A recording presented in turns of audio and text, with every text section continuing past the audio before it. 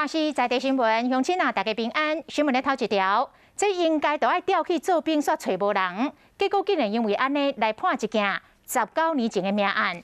新德县一个太太接到后生的兵单，讲爱去做兵咯，结果伊是走去派出所来报案，讲伊这个后生伫2回时阵，就互伊前翁抛弃，下落不明。问题是，警察完全找无这个囡仔读册，也则是看医生的记录。最后是警方突破到伊的新房，伊才来承认讲，其实这个小男婴伫2个月大的时阵就被翕死了。伊阁甲当时的男朋友，甲这尸体架入去鱼池仔底。伊讲虽然经过遮尔侪冬，伊的良心也是一直未得过。即个总算是讲出着真相，内心加较定着咯。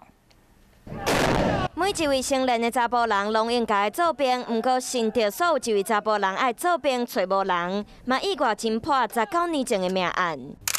警方伫水池边抽水，要找到当年红弹掉的查甫婴。户政单位通知姓过负责人后生做兵，伊煞走去新德市派出所，讲后生伫2岁大时，就互老爸冒走下落不明。毋过警方找无任何读册、看病记录，深入侦讯才知影真相。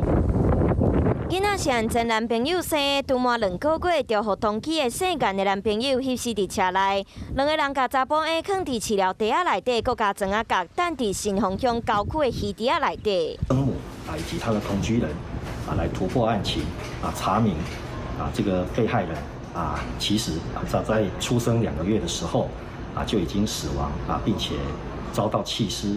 代志过19年，负责人的心内也是真袂得过。毕竟是家己生的囡仔，煞互安尼对待，警方真无简单，突破2个人的心。真正伫抽袋鱼池仔内底，发现内底有敢若是有婴仔骨头的饲料袋仔。目前透过 DNA 来比对身份，嘛将2个人以过失致死和等尸体做上办。